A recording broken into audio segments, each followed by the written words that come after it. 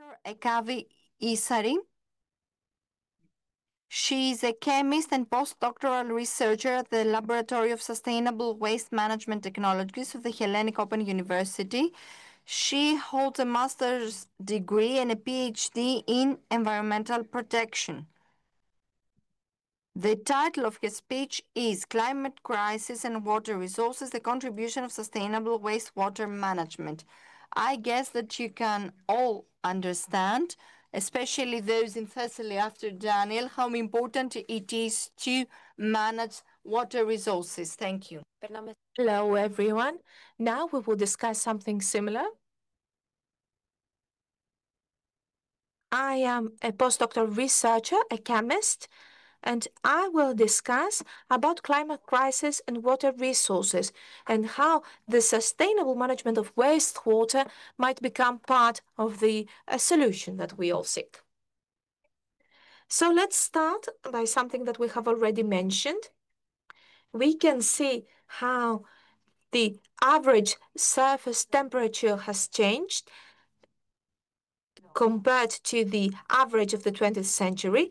We can say that in some areas, temperature is increasing at a rate of more than 1 degree of Fahrenheit per decade, indicating a strong localized deterioration, especially in the Arctic. These changes are very intense, meaning that the ice and snow have been melting, and therefore the warming becomes worse. So when we talk about 2% Celsius, this is not a theoretical number, but a real number that allows us to understand where the situation is manageable or uncontrollable. The pictures are not coming from the future, but there are pictures that have received awards from The Guardian from this decade that show the effects of climate change. We can see floods, drought, the loss of biodiversity, wildfires that affect not only ecosystems but also settlements and houses. So we understand the fact that we should find a solution immediately. So the climate change that brings about floods, drought, and lack of water, along with rapid urbanization and population growth, allows us to understand that water resources have been reducing. So the water needs are constantly increasing. So we are not managing the water in a sustainable way. We know that the demand for water could exceed by 40%. So we understand that this linear model is not longer enough, meaning that the fact that we extract water from natural resources, we treat it before use, and then we use it only once, and then we discharge it with or without treatment in the water horizon is not sustainable. We need a circular sustainable model that will allow us to recycle and reuse of water, meaning that we should appreciate water as a renewable resource and go towards a sustainable system, towards a resilient water sector and resilient water system. So let's see, how do we consume water? 70% of fresh water is used for agricultural activities, especially in Greece, Cyprus, and Spain. 40% for the needs of water goes to agriculture, and industry consumes almost 20%, and 12% is the urban uses, the house uses. So all that water comes from groundwater resources. Therefore, water scarcity is already here, is a real threat. In 2019, 38% of the EU population was affected by water scarcity, and it is expected that 2030 water scarcity will affect half of Europe's river basins. Although over 40 billion cubic meters of wastewater is treated in the EU every year, only 2.5 of that is further treated in order to be reused in some way. So I should not forget the really traditional treatment that includes three stages. The primary treatment, where we remove the suspended soils. The secondary treatment, where the microorganisms they degrade with the organic matter, with or without oxygen, and the tertiary treatment that of course can be further improved, since we want to uh, remove all the pathogens, all the micropollutants, and the emerging contaminants such as microplastics or pharmaceutical chemical compounds that cannot be dissolved. So this is about the wastewaters that comes from urban activity, but also there is also the solid part that can be treated in an anaerobic digestion, and it produces biogas that can be used in various ways for heating or for producing electricity or as an alternative fuel in the transportation, which is very rich in bio matter, and it can also be used as a biofertilizer to improve the soil. So all those methods combined that that we use in a treatment can help us reuse the water and can help us reduce the use of fossil fuels, since we will have used biogas as an alternative fuel for transportation. Now let's go to alternative methods for managing the wastewater. First of all, recycling of grey water. You might have heard grey water. This is the water that comes from sinks, showers, and washing machines. So it is not very loaded, let's say, with pollutants. So it can be used also in our houses, because it includes nutrients that can help the health of the soil and can help plants grow. And also the artificial wetlands, which are wetlands artificial constructed by human beings, that can help us to reinforce biodiversity and also to help the ecosystem as a whole. So this specific treatment has been used, this specific solution has been used since 2001, in Europe in 38%, then in Asia for 32%, and in North America 14%, and also in Africa. So the processes combine biological and chemical processes, and they want to remove organic pollutants and nutrients, meaning that we can have high quality of water. Now I will mention a more innovative experimental method that we have tried to use in our laboratory.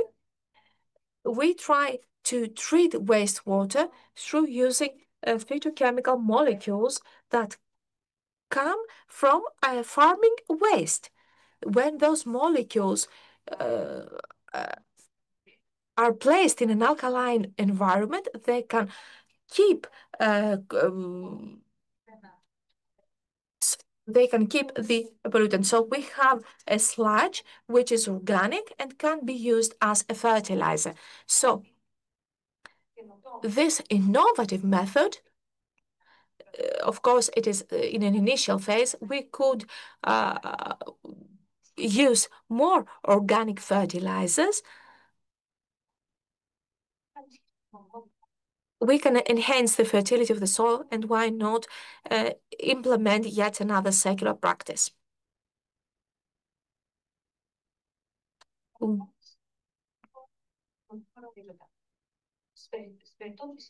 Moreover, we should mention the artificial recharge of aquifers. Uh, in times of water scarcity, we could use that solution. Even we can reintroduce water that comes from wastewater treatment, for wastewater that is treated. Also, we can use the rainwater that is collected, and that can be also included, because this is how we help uh, towards irrigation, towards washing, to use it as grey water in toilets.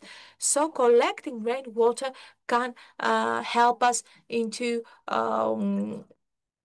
solving this problem.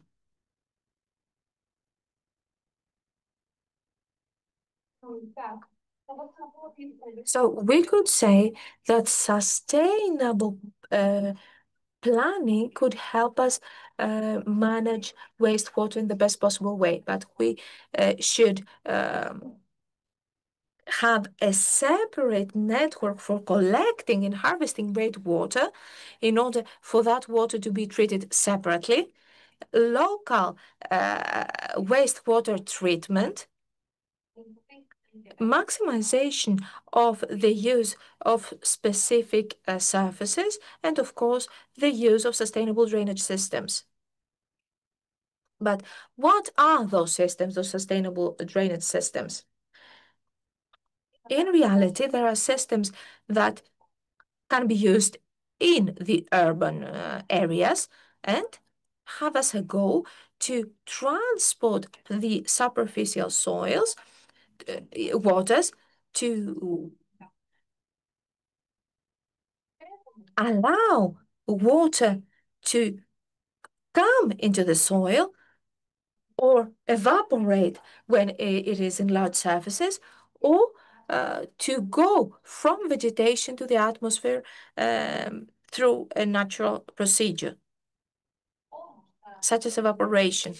However, those sustainable drainage systems are part of a total planning of a very sustainable city. We have the so-called sponge cities. Here, we can see that sponge cities adopt holistic approaches. They manage wastewater in order to allow the city to be more resilient against climate change.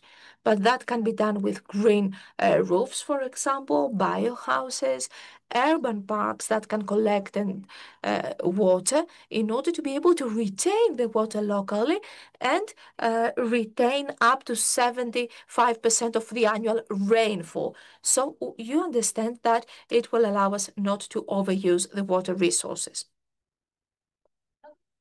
Now, going to the primary sector, we should not forget to mention hydroponics and aeroponics as two alternative and innovative farming methods in order to respond to that need to save water. As you may know, hydroponic systems are kind of different. Since the plants are grown without soil, they are in a water-based solution with nutrients, and the water can be reused and recycled. It needs 90% less water consumption compared to conventional farming, and aeroponic systems is a similar system where the roots of the plants are sprayed with a solution containing nutrients. And here we have 95% less water compared with traditional farming. So a circular economy is the solution, and an important loop is the so-called rethink loop. Rethink when it comes to the ways that we produce, consume, how we try to reuse, how we try to recycle. And since we talk about circular economy, we should not forget to talk about the goals, the so-called SDGs, that seek to raise awareness among citizens, and especially Goal 6, clean water and sanitation, and the Goal 11, the sustainable citizen communities, such as the sponge cities, and the Goal 13 about climate action, and of course the 17 about the cooperation for all the goals together. So there are some case studies that follow all those sustainable practices. There are Singapore, Cyprus, and Israel. Starting from Singapore, the program New Water is about the water that comes from a very modern treatment that combines reverse osmosis and uses that system for cooling applications, and part of it is mixed with natural water and then it can be drank. Cyprus uses 86% of its treated urban wastewater for irrigating in the farming sector. And Israel, last but not least, that does a total sustainable management, and 10% has been used for environmental goals. They use water in order to extinguish fires, and only 5% of that water is discharged to the sea. We discharge everything to our seas and the rivers. We do not reuse it. So apart from possibilities, the sustainable management of wastewater also has a lot of challenges. The cost in investment is very high. We need to have know-how, specialization, high specialization, and of course, a relevant framework, institutional framework. And of course, we have to fight against the biases of the people because they cannot imagine that they can reuse that water. We need the active participation of citizens, the intersectoral cooperation amongst state institutions, businesses, and communities, and of course, through the right awareness raising and training of citizens. This is all I had to say. Ευχαριστούμε πολύ την κυρία Issari. Νομίζω ότι η πληροφορία... Thank you, Dr. Issari. I believe that the information that you gave us and your presentation allowed us to think and reflect on water shortage, which is a very important problem, especially in South Europe. When it comes to water management, even though I was born in Athens, my parents wanted to use the water from the water that we used after washing ourselves. They collected it and used it for other purposes. The same applied to to rainwater as well. This is a very low-cost practice that we are no longer using today. Anyway, are there any questions for our second speaker, Mr. Dryganakis? Yes. First of all, thank you for your interesting presentation. Two remarks. I am a physicist. I don't doubt at all that there is global warming, but we are not sure why is that. This is a general remark, not only to you. We don't know what happened in the previous millennia. There have been ice age, there have been the Noah flood, so there are external factors that we cannot influence. If the sun burns higher, then temperature rises. My second remark to you is that water is not lost under no circumstances. It remains on Earth.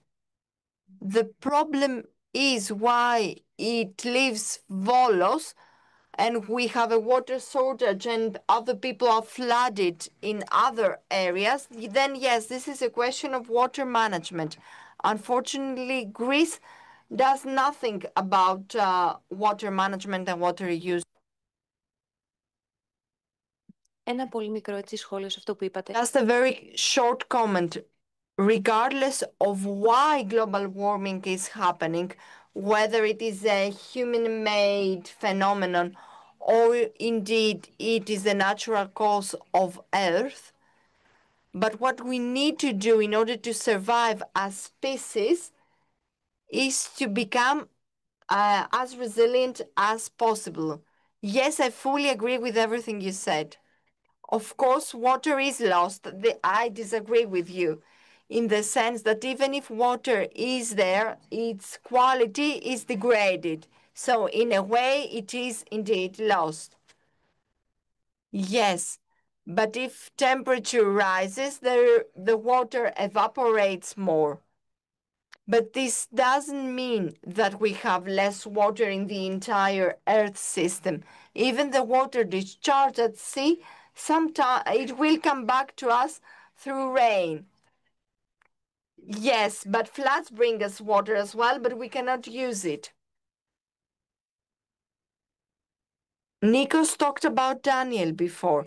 In Volos, especially where I live, we still have problems because of the Daniel. So in the next rain, heavy rain, the water won't go where it is supposed to go, and there will be a huge problem again because nothing has been done in the meantime. There is a question from Mr. Kalogerakis. Good afternoon. It is a pleasure to be here amongst you. As a colleague, I'm an environmental engineer. I'm very happy to be listening to this presentation. I do believe that we have to disseminate this information to raise awareness.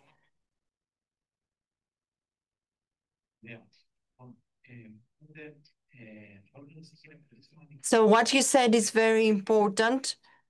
We have to find ways in cooperation with parishes, with churches, to raise awareness and implement these practices in our parishes as well. How can we use grey water in our garden, in our parish, in our small garden where we grow vegetables? So I have to answer to you, Mr. Adrianakis, as well.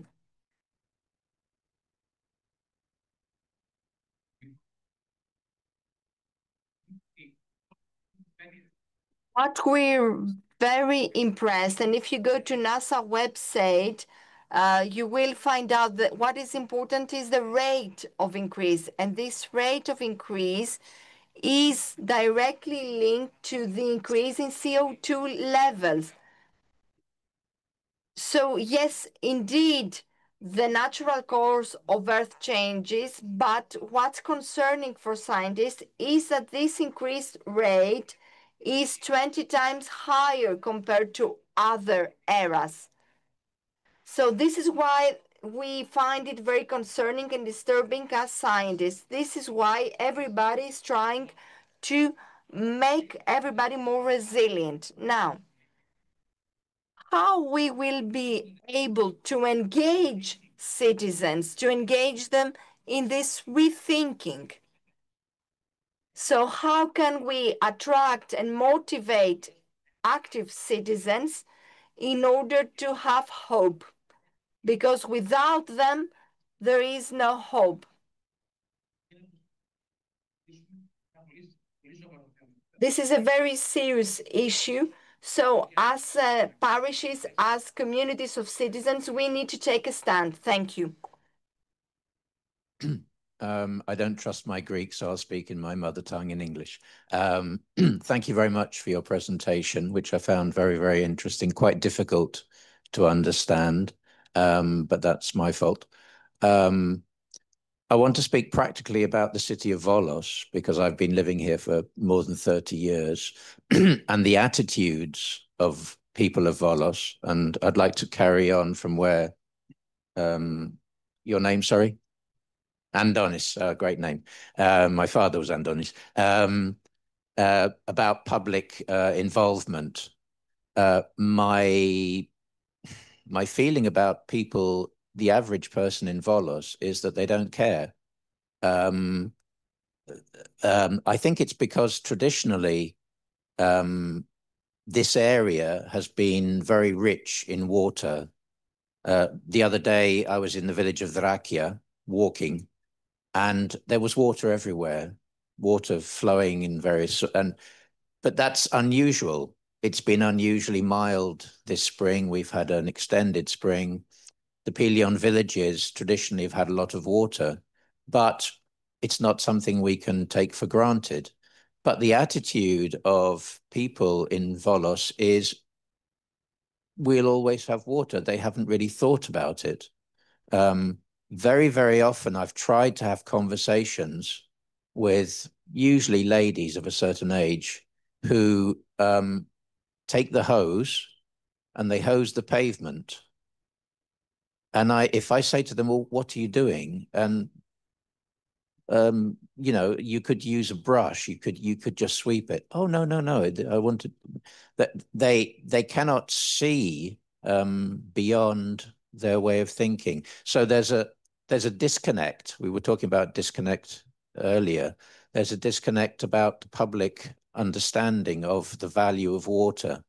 So my question is, and my plea is, like, how can we and how can scientists help the leaders of the communities in places like Volos to get the message across more carefully and more clearly that all of us, we need to care about water. Thank you.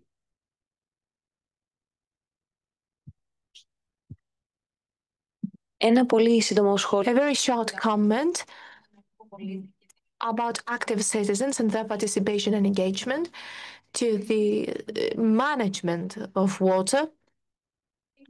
Of course, education, formal education, and the education from home, but also the state should take initiatives. The state should lay the foundations. Imagine that we all are willing to compost, let's say, to start composting our food waste. If we don't have basins for compost, beans for compost, if we don't have the possibility to use the grey water to water our garden, our vegetable garden, or to enrich the aquifer, to reuse it, to give it back to the river basin. All those are larger initiatives, and the responsibility of individuals is not enough.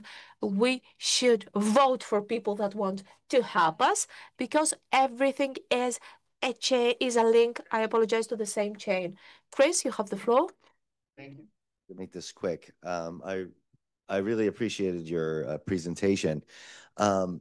In what ways do you think, beyond politics, because politicians have so often been corrupted by neoliberal economic practices. We can even see Greece's collaborations with Israel in all the wrong ways.